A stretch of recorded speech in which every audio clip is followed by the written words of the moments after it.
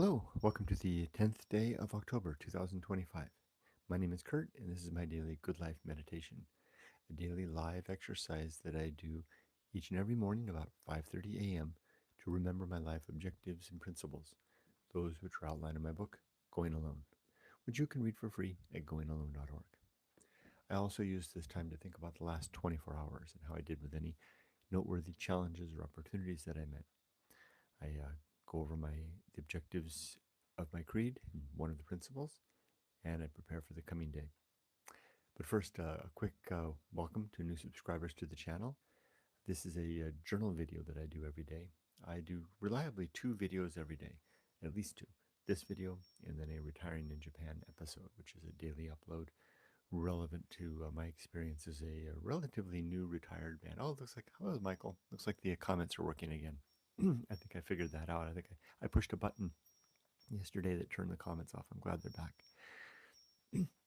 So I do this video as well as the Retiring in Japan video, which documents my life and experience here as a relatively new retired man living in Japan. I am also, since this is a private journal, a private public journal, that's as odd as that, however that reads. I do this. It's private to the extent that the scope of the intent of this video is to go over my own life and experience. This is like me writing in my journal.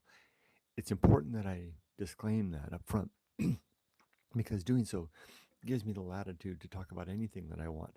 I can have this video as if there's nobody watching, which is not deliberate, but it's not deliberate to exclude anybody who's watching, but it's deliberate as it then calibrates my mind to go anywhere, right? If I'm free of the expectation or the need or the intent of entertaining or providing a message to anybody, and my sole intent is to have an inward focused experience of considering how I operated my life in the last 24 hours.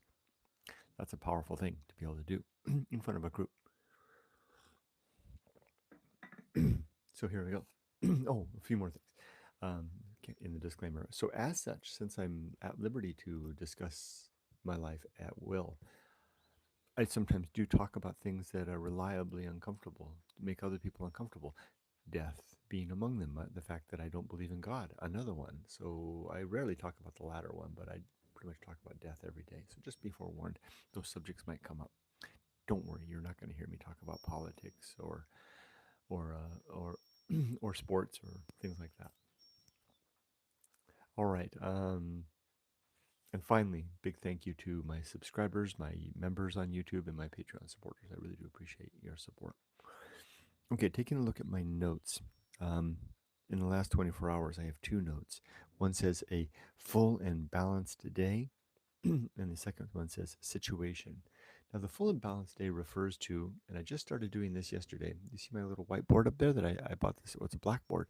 I bought this at the flea market, and it has the day's activities on it that I wanted to do. And it says, cancel the QuickBooks subscription because I don't have my business anymore. I don't need to worry about that anymore. And I wanted to refine the principle of nature, one of the principles from my book, with a a special ChatGPT session that I had set up for the purpose of. I'd set up a special GPT for the purpose of helping me with some work that I do relative to my books.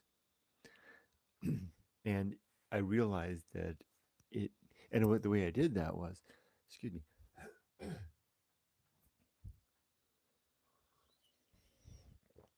I gave I set the GPT up, and then I gave the GPT my books to read. And then I explained to it that I needed its help with refining some things for some blog posts. And I realized that it had leaned too much into the word nature with regard to the principle of nature, which is one of the principles of the Good Life Creed, which the principle of nature isn't really about flowers and trees and mountains and whatever constitutes nature. It's more about the nature of things. Like it's the nature of me to be a little bit to notice things like a candle being out of place. Like I'm very much into framing my videos, right? I'm still trying to find, now that I've moved my operations to the indoors here, um, since it's getting too dark on the outside, I'm very much into framing the background. Like another thing that I see that kind of gets me is that I left my phone case here. I have to take my phone case off whenever I do this in order to plug the mic in. And my pillows are not very well arranged. This is Rudy's side of the bed or the sofa. There, that's much nicer. All right.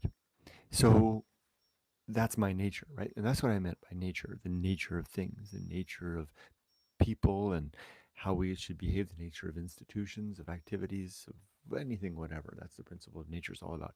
And the ChatGPT session that I had set up to help me with this stuff didn't understand that. It was utilizing nature as like, the bamboo forest behind my house. So I had to train it. And you know how I did it? I gave it a quote from Aristotle. No, Marcus Aurelius. I was able to solve the problem with one single quote. Oh, hold on, let me fix this. One single quote. I was gonna have a sit down and have a chat with the GPT and try to explain what I meant by the principle of nature. And then I realized I can do this with one single quote. And the quote from Marcus Aurelius is, "Whatever happens to me is comfortable to the nature of the universe." And I simply gave that quote to the GPT. I said, "Hey, GPT, I think you might be misreading my principle of nature a little bit, leaning too heavily on the actual concept of nature." I said, "What I meant by it was, in the words of Marcus Aurelius, whatever happens to me is comfortable to the nature of the universe." And it got it, by gum. And then I gave it some tests to see if it understood, and it certainly did. And I was like, "Wow, the power of a good quote, man." So I worked on that. That's another thing on my list up there. I worked on that, and then oh yeah, I was trying to look into. I got a note from the bullet item there. Third bullet item there says I got a note from YouTube telling me that offering to have my channel community enabled. I didn't know what that meant. So I said, "Yeah, sure, enable my community." So I enabled it, and then I got a message saying, "Your community's been enabled." I didn't know what this meant. So the note up there was to, again, have another a conversation with ChatGPT to explain to me what that meant. The last note there says, eraser, which I needed to buy so that I can erase today's notes and start up with some others. And it turns out my wife had an eraser downstairs that she lent, or didn't lend me, but she gave me. So there we go. I was able to scratch all those off. So that means that yesterday was, my note here was a full and balanced day. So I completed all the things on my list. I had my usual requisite 3 dog walks. I was able to take a nice stroll with Rudy. I produced some videos. I had some really good work on some writing that I did. Played the guitar. It was a very pleasant day, very nice weather. I really enjoyed it. It was a good day, full and balanced day. Now, I have one more note here that says the situation. So, that situation that I mentioned before, of which I haven't given you any details, and nor will I, because it's not my situation to share, but it persists. I think I found my place in that situation, which is to be on standby, on call, if the person who is going through this needs me. And I've learned that. So that's good. Good to know. Good to know where one stands with a situation. Okay, with regard to my creed, it consists of 8 objectives and 35 principles. These are the objectives that I'm striving towards in life, that I want to achieve every day. Uh, all of them, all 8 of them. I'm striving after all 8 of them. But really, uh, it's the first and the 8th objective that mean the most, in terms of, because they are, the first is the catalyst that makes it all happen. 8th objective is the consequence of achieving the all set all the form the prior 7. So these are: number 1 is to be always ready to die. This means that I need to have my affairs in order, my relationships in good shape, and my life's work, yeah, if not complete, at least not a mess. So that if I die today, if my daughter comes to my little desk here, which you can see here, I got little Rudy in his little bed right there. I put his bed out and put it away every night, so he likes to sleep there, and with the window open to a very slower degree, so he can enjoy the outside sounds. There he is, sleeping well. But I've got my little desk here, and uh, you can see that it's pretty orderly. But when I die, I don't want my daughter to come and find that her dad's affairs are a mess, that she can't make heads or tail of it. It won't be the case. Up there on the shelf, there is these are all the books that I wanted to bestow upon her, that I thought were the most best books that I read in my life, which are all listed in Going Alone in all of my books. In the reading recommended reading at the back, there's a copy of Going Alone here that's signed but illustrated and personalized for Emily, so that she'll have that. And all my other books are available online. The rest you can chuck it all. So that's easy. My affairs are in order, definitely, and all the stuff that I need to do to make sure that my wife is financially sound and cared for the rest of her life is complete as well. So my affairs are in order. Now the next thing is are my relationships sound? Yes, they are. I don't have any funny business or unfinished business with anybody. And then lastly, is my life's work complete? Definitely. My life's work complete. My daughter's raised, able to take care of herself, live on her own, and my book is written. I'm done. Um, doesn't mean I'm done living. I'm just done with the hard stuff. My career's done too. Okay, so the number two. So answering the objective of number one, to have my life's work complete, my relationships sound, and my affairs in order. Yes, check, check, check. I'm ready to die, which is incredibly a credible position to be in. To And people misconstrue this. They think when I say that I'm ready to die, that means I'm just sitting by waiting for the reaper. That's not the case. I'm actively living my life, but I have no unfinished business of a very of the in the major sense, right?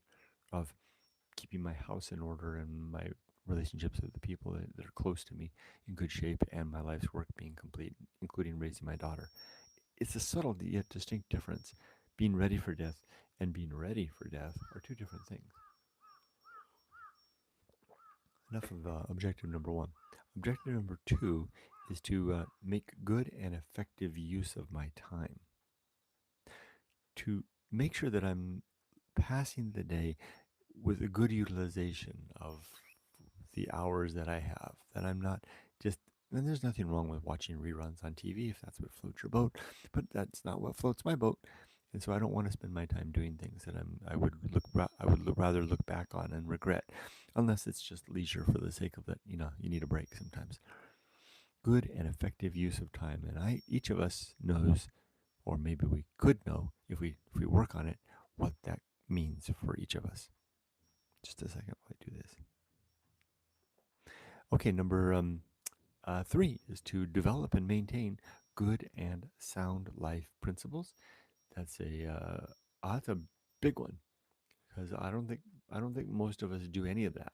Right? We either abide whatever principles and objectives, even if they're called that come to us by way of birth and the inheritance of religion and culture. And if we've made some effort to maybe adopt a particular uh, worldview or frame of mind or religion, we can then leverage whatever values there are therein. But for a lot of us, I don't think we give it a second thought. We live our lives with our our values as an assumption. We have no explicit creed. We simply pass day to day, believing that the tools and the methodology and the epistemology of sorting what is worthwhile right from among our loaded words, sorting what is good and useful from what is not, are just part and parcel of who we are, that it's a birthright of every human being. Now, I don't make that assumption. I believe that requisite to a good life is the effort that needs to be made to define what constitutes a good life, and then to come up with a toolkit to enact that and enable that in our day to day. That's what I did when I laid out the Good Life Creed, which is constitutes one of the chapters of my book, Going Alone. Number three, then, the objective number three, to develop and maintain good and sound life principles is my effort to live up to that expectation. Number four is to perform good actions relative to my values. So I put that deliberately after number three because if I have good values, if I have objectives and principles, if I have a creed, then the next obvious and reasonable step or value is to execute a life in accordance with that. And that's what number four is about. Number five is to perform good actions relative to my values. So I develop values. I hold on. I got to develop. Be always ready to die. Make good and effective use of time to develop and maintain good and sound life. Cultivate good emotion. Oh, and I got it wrong. Number four isn't. I knew I messed something up. Number four is to cultivate good emotional reactions. Maybe I should have put that as number five. Now that I see it, number five really belongs next to number three, doesn't it? Okay, let's back up a second. So three is to develop a creed. Number five is to abide that creed. I really should have flipped those. I should have put, or not flipped those, I should have demoted number five down to number four. Number four, which should be number five, is to cultivate good emotional reactions. Too late. Note to self, but I'm not going to make the change. Cultivate good, because I tried to wherever I could when I was editing the book for the 5 years that it took to edit. I was sorting through every day. I would review things and I would sort through them and try to decide where things belonged logically and what made sense in a building sort of a manner, in a what would you call it, ontological manner. Number five then is to um, okay, I got it. Number four is good emotional reactions. Number five is to perform good actions relative to my values. Number six, then, is to recognize my true limits and my true opportunities, which was kind of the subject of today's journal entry, which I've already posted on Facebook and will go live on YouTube. Is the substance of the description element of my video in the Retiring in Japan series. Yes, I smuggle in a journal, a blog, I snuggle in a journal entry with every one of those. That may or may not have anything to do with the video at hand, but the title describes the journal entry, which confuses people sometimes. I've accepted that. I'll live with that. Anyway, recognizing true limits and true opportunities, as illustrated by today's journal post, which referenced the fact that I have this beautiful backyard and garden right behind that I'm looking at right now through the bamboo forest here. It's absolutely enormous, especially for an urban setting. And I do absolutely nothing out there. I for the most part I just admire it from afar. It's window dressing on my life, which is quite good. I mean, if I'll ever use it for is window dressing to create a backdrop of of nature and beauty, nature and beauty and sound, as you can hear the crickets, then that's plenty enough. If I happen to go out there and cultivate a garden, then all the more the better, right? It's okay if I don't, though. And that's what the post was about. Recognizing my true limits and true opportunities means identifying where my capabilities are at their end, or where my interest is at its end, or my wits are at their end, and knowing what those boundaries are, so that I can operate in in corresponding in what's the word, in harmony with that. That's not the right word either. In respecting those boundaries, understanding those boundaries. Like I can't touch the thing, right? There's things I can't touch in life, lots of them.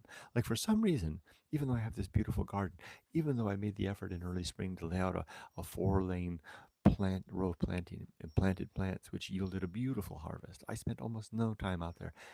Spent very few days actually going out to water.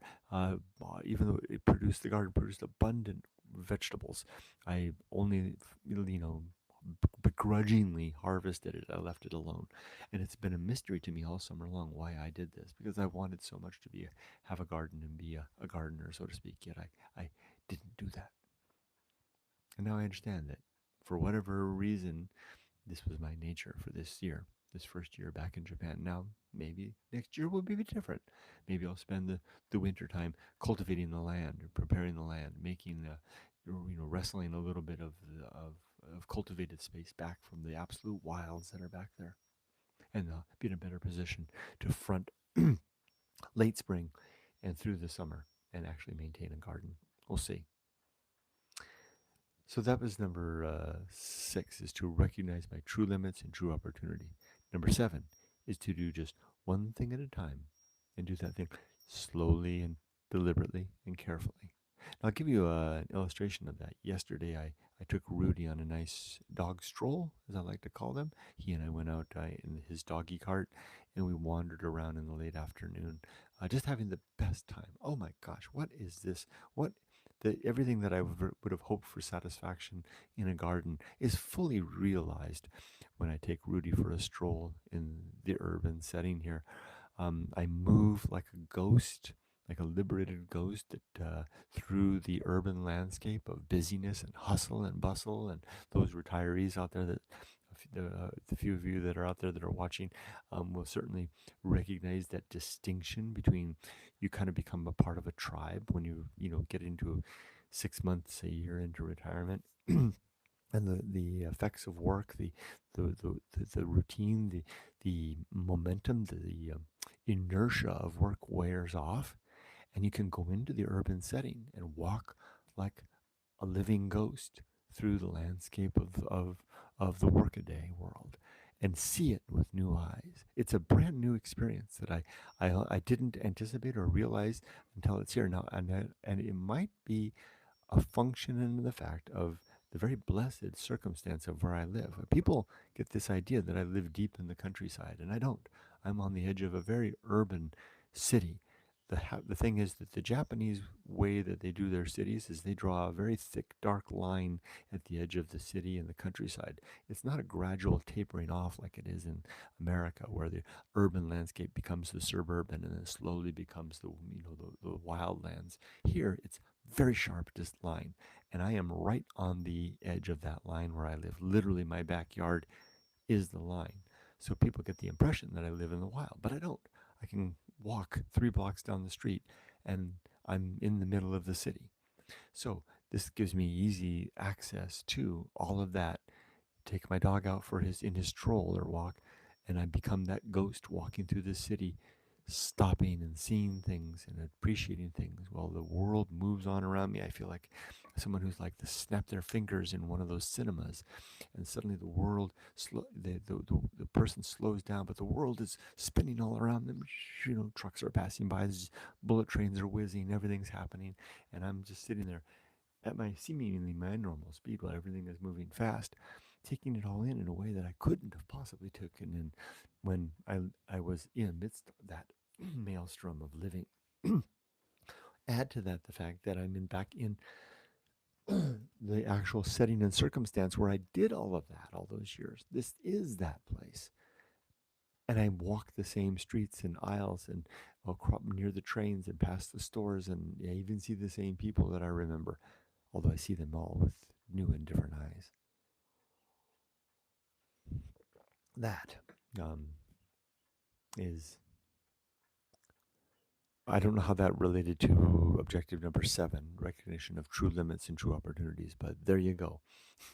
Like I said when I started this out, I have latitude to go anywhere with this. This is my journal. So number 8 then is to maintain my balance. And I think, no, I didn't include that there. Yesterday was a very balanced day. Hold on, I gotta check something here real quick. Oh.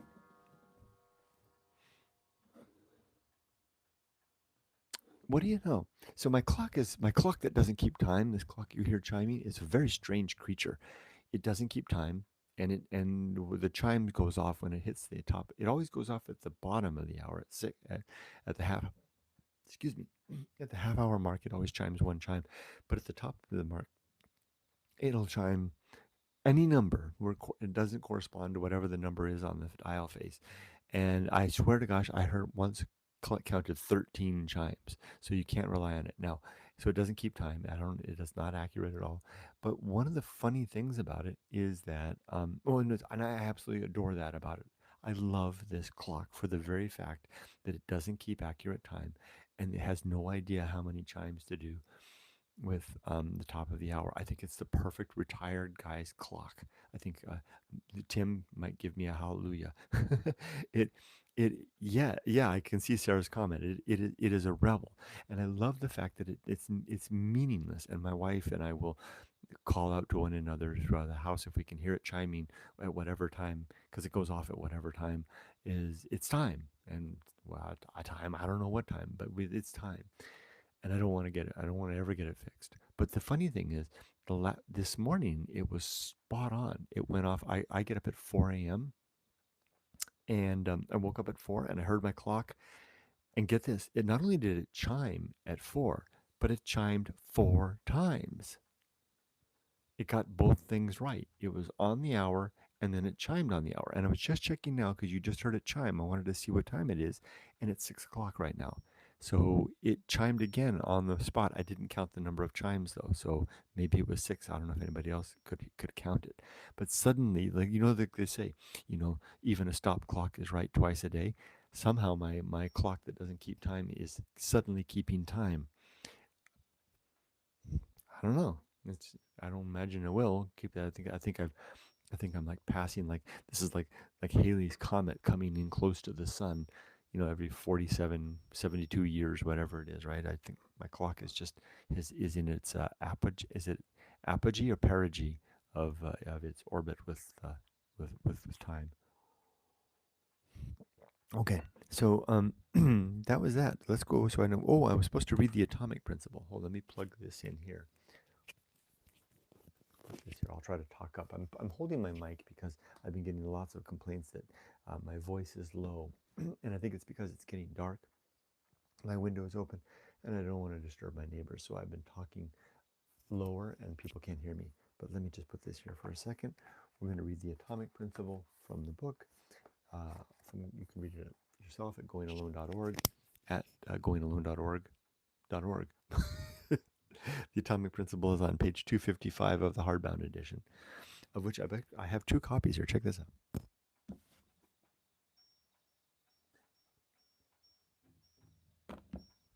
This is my copy. That is a reader's copy who sent it to me asking to sign it. And I'm going to sign it and send back, but I'm also going to illustrate it, personalize it, do the whole thing. They're going to get a real special version back. Evelyn, if you're out there, you have one of those, right? So Evelyn's book Evelyn has a very original book, copy of Going Alone. Her book is not only signed and illustrated, but I did the work on Evelyn's book on the sandy beach at Huntington Beach at Lifeguard Tower 18, where I would do my daily morning swims when I lived in Huntington Beach. And so Evelyn's book is full of sand from the beach and all this as well. So I'm doing that now. And if any of you out there have a copy of Going Alone and you want it personalized, and you don't live in the United States, because I can't send things to the United States, so you can send it to me. I need to put my address out there. I need to put that. You can send it to me, and I will do that. I'll spend a lot of time on it, and it'll be really nice. And I just saw Evelyn comments that says she treasures her book. I treasured the fact that I could do that for you, Evelyn. You were one of the first persons that I did that for, and I'm really glad. I've probably signed and personalized like that, probably 30 or 40 books so far. This will add to that list. Um, and some people have done really amazing things. Like there was one guy in, I think it was Belgium, who asked me to sign it. I think I did 2 copies for him, and then he went down and he put them. Maybe it was just one. Anyway, he donated it to the library in his city, and it's now sitting on the stacks. It's not only just a copy of Going Alone, but it's a copy of Going Alone that is signed and personalized. And but what I mean by signed and personalized, I have to stop talking for a second, is that I illustrate it. Let me show you.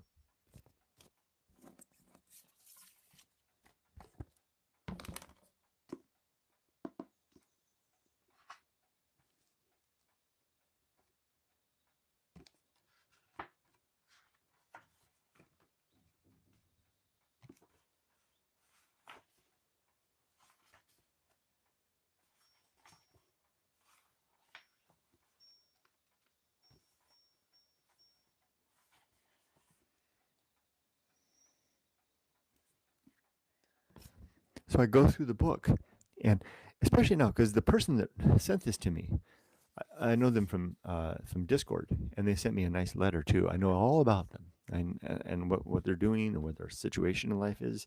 So I'm going through and I'm personalizing the book relative to this person's plans. Now, so what this person plans, this is what they told me that they're going to do. They plan when they get it back. I don't think they'll mind me telling them that, but they recently became a commercial airline pilot. They completed that, and I don't think this person will mind me sharing this detail, but they were laid up for for a reason and unable to pursue their ambitions for a while. And they read Going Alone during that time, and they said it was helpful to them to read the book to realize that what they were experiencing wasn't failure, but was a setback, right? And to carry on and pursue, and they've done it. Now they're a commercial pilot, and so I was told that when they get it back, they're going to carry this copy of Going Alone with them. And you know how pilots travel around with their little flight bag? They're going to carry it around like that, which really, really resonated for me because when I was trying to get my handle on life, and I was given my first copy of Walden. This isn't it, but I did the same thing. I read this book and it meant so much to me that I carried it around with me for years and years and years. And I would read it once in a while. And that's why it's the first book in this catalog up here of 18 books that I recommend to anybody that says, what are good books to read? I said, well, there they are. And by the way, all 18 of those books are listed in the recommended reading section of all of my books. I've included that list in the back. Anyway, so I don't know how I got on all that, but let me switch to reading The Atomic Principle. It's not about atomic power. Okay, think atoms, right?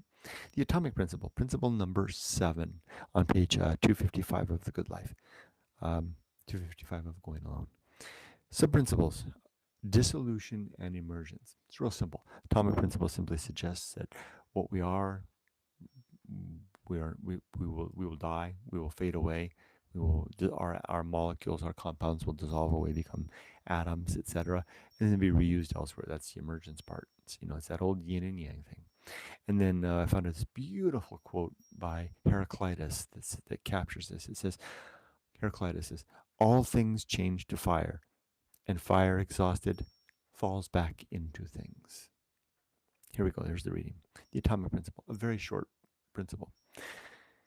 Everything in the universe is bits and pieces, flowing and changing, forever transforming and becoming.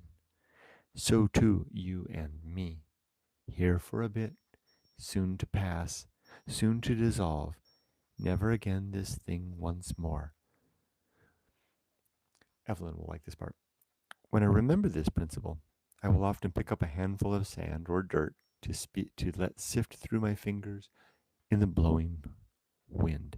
And I'm absolutely confident, Evelyn, that that's exactly how those sand bits wound up in your book, because your book, the copy that you have was the copy that was my working copy. So it's a little beat up because it was the copy I carried with me to and from the beach every day when I would do there. And I would remember when I ran into the beach, I would prop up the book on my shoe and then I would set up the camera and I would run into the beach and you could see Going Alone there in front of it. That was your book. And I remember one day when I got to the part whenever I read that principle in the past, if there was sand around or dirt in the desert, I would scoop up a handful in my hand and let the sand pass through and fall to the ground. And it would fall to the ground. And I remember I was doing that with the sand, and a gust of wind came, and I think that's how some of the sand, not all of it. I think I deliberately put some of the sand in your book. It wound up in your book. Your book got sandy by virtue of the Atomic Principle, Evelyn. All right. So last bit. So for today, what I need to do is let's try it out together. Hold on, and see if this will work. I have this. Yumiko got me an eraser.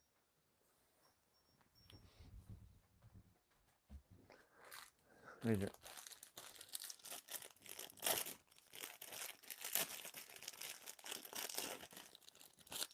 Let's see if it works. This feels like it might be a different type of eraser. Oh, it looks perfect. Well, not perfect. I think this is a whiteboard eraser, not a chalkboard eraser. I think chalkboard erasers are different.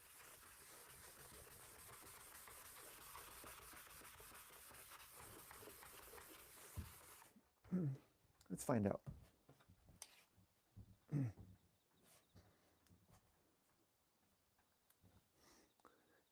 Just a sec.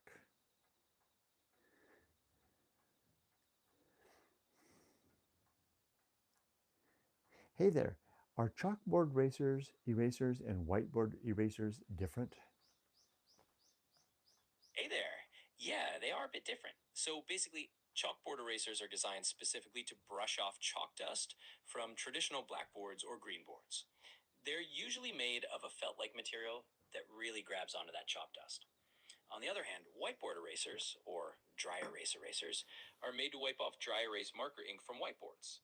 They're often made of a foam or a microfiber material that can handle the ink and wipe it clean without leaving streaks.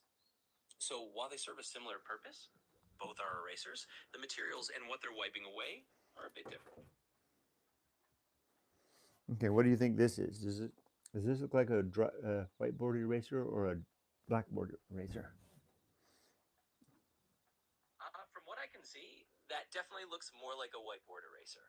It's got that kind of foam or felt pad that's typically used for dry erase boards. So I'd say it's a whiteboard eraser. Thank Looks you. like you. Okay, so what I need to go buy a proper black or green board eraser. But this worked for now. So that begs the question then, what am I going to do today?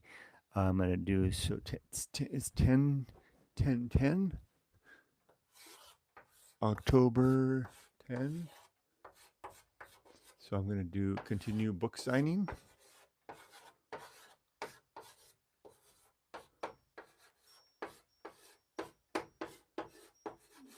And I'm going to do, I'm going to have a dog stroll. Oh, and cancel the subscription.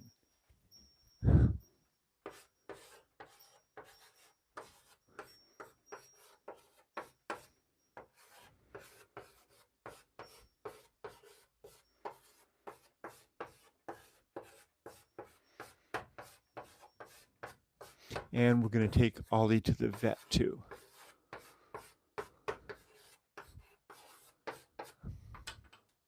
That's a pretty full day. So isn't that cool blackboard, green board that I got? I got that at the flea market. It was used in an office setting here in Japan, in Shizuoka, and I got it at the flea market. I'm very pleased with it. All right. Well, let's see. Let's read comments.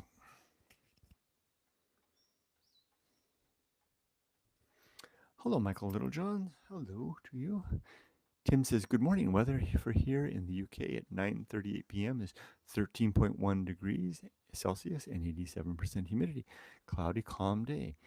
Hello, Tim. It's good to see you. It's here. It's 22 degrees and 57%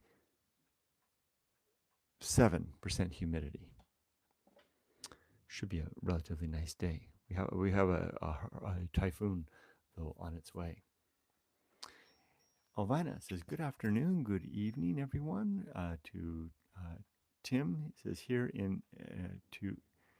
at Tim here in Mimicoke, Ontario. It's 12 degrees and 37% humidity. We are under a frost advisory. It's very sunny, which is nice. Oh wow! Hello, Alvina. It's good to see you. Evelyn, hi, Evelyn. About nature, I was going to say Plato. Oh, hmm. Are you referring to one of Plato's ideas? Not sure. Tim says, hi, Elvina and Evelyn. Evelyn says hello to Tim, Elvina, and Michael. Tim says, the good thing is now is living your life on your own terms and not beholding to anyone outside the family. Yeah. Sarah says, good morning, all. Happy to see the chat working this morning. I think I figured out what happened. So I was look because I looked closely when I set it up this morning to see if there was a button that I pushed, and I think I did. Just above there's when you go live with a session, there's an advanced section where you go in and I go in and set up a setting in there. I noticed that just below the button that you push to close these settings, there's the first item down there is enable chat, which by default is turned on. I must have misfired my finger, hit that, which turned chat off, and then I hit the X button. That's probably exactly what happened. I do apologize. Thank you, everybody, for being patient with that yesterday. Uh, PF, hello PF, hello Softy P, hello everyone. Rip, hello Rip, or RIP, however you prefer. It's nice to see you. Welcome to the chat. Mild mannered Kurt, so cerebral. Keep doing your thing, brother. Such a great place to grow. Grow ild? Happy for you. Old, I'm thinking you mean. Yes, indeed. Thank you, Chuck. I appreciate that. There's Crystal. Hey, Crystal, did you go secretly water the garden? No, she didn't. But fortunately, we get just enough rain here that it's a very. If you've seen the wild behind my house, it's just. I mean, this place is wild. There's enough rain that you really don't need to do it. I did go out and water the garden once in a while, but not very much. Claude says, in a few hours, I will be in your time zone and possibly will be in REM sleep dream until 6. See you for coffee if possibilities allow. Gambate kudasai. Hi to everyone in Kurtland. Thank you very much, Claude. Welcome back to Japan. I'm very excited for you. I would love to get together and have a coffee with you. That would be fun. I'm getting together for drinks. I think next Tuesday. If anyone's around, you can come drinking with me. I'm going to start a monthly drinking session. So at a local bar, just go there and have beers and let people know if anybody wants to come. The first of those will be next Tuesday. Robert says, hi, Kurt, Crystal, Rip, PF, Tim, Evelyn, Sarah, Claude, Michael.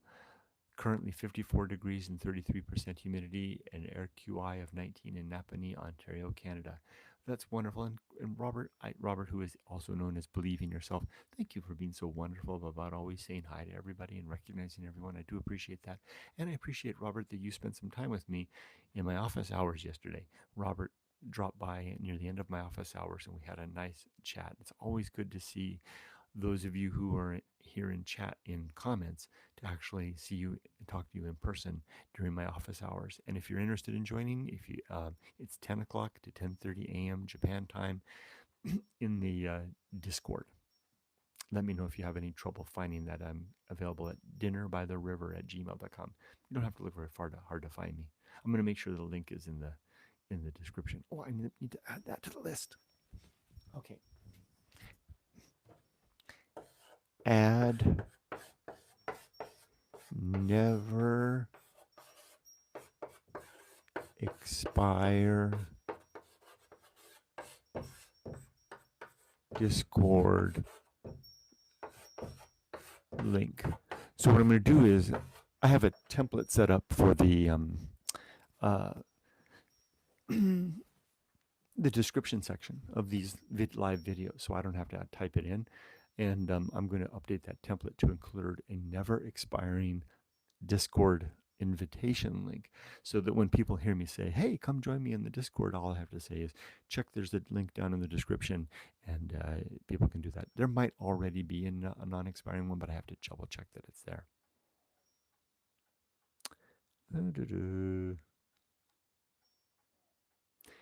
Penguin Tim says, I enjoy accompanying yourself and Rudy on your walks, just observing daily life. Thank you, Tim. I appreciate that. We have so much fun. I think I'm starting to find a cadence. One of the things I'm starting to do, Tim, I just started doing it in the last 2 days, is because sometimes when I'm out on my walks, like I mentioned before, I just just sit. I literally just stand there and just soak it up. And I've decided, I just turn the camera on and just point the camera at whatever I'm staring at for a minute, capture that, and maybe that essence will come through of whatever it is that caught my attention. Seems to work. We'll see if people have patience for that in the Retiring in Japan videos. If there's just like a minute of staring at nothing. You'll see that in today's upload. There was a minute or so, and I don't think I only included like 10 seconds. I didn't get like the whole thing of just staring at a group of, there's a used car lot and they don't have enough room for their car. So they parked it kind of on an abandoned street. And there was something about that. So I just let the camera focus on that for a while. Another one I did, I let the camera focus on the underpass of the Tomei Expressway. You could hear the rumble of the traffic above and the roar of the Shinkansen traveling by in the distance. I captured that as well. Those are my first efforts at trying to capture these moments. Let's see if people have patience for that. I'll probably do it even if they don't, because it's a part of the experience of being out there and about on these dog strolls. Tim says hi to Robert. Sarah says gardens are such hard work. I can imagine, especially though the hot summer. Maybe you could be a garden admirer of your neighbor's plots. Thank you, Sarah. I appreciate that. I was wondering how people might respond to this. I was expecting that people would say things like, "Oh, here's some garden tips. You could do this, you could do that, or the other thing," which is fine. But that's beside the point of the fact that I just might not be a gardener, although I'll continue to try. Your comment is right on par.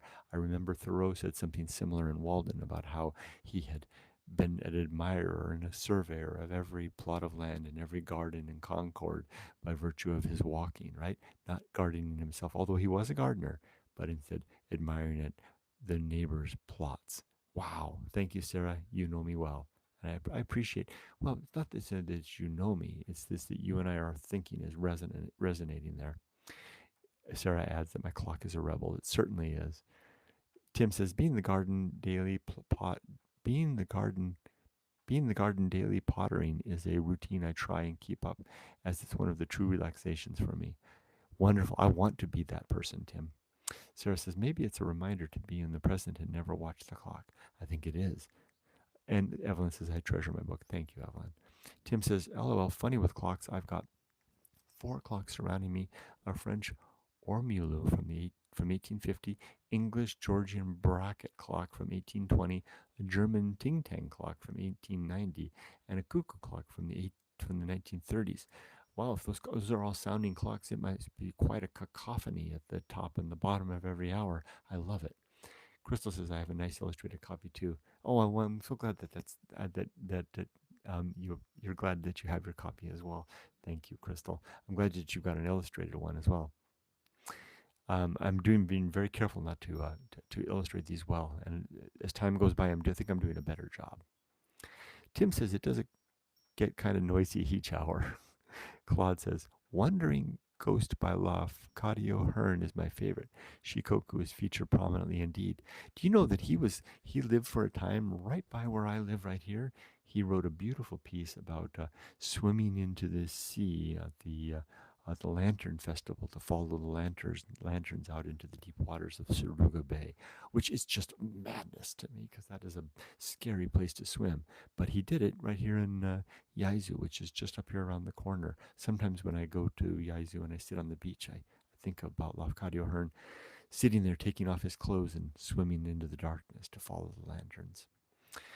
Tim says, need to get back into some reading. Probably will do with winter coming along.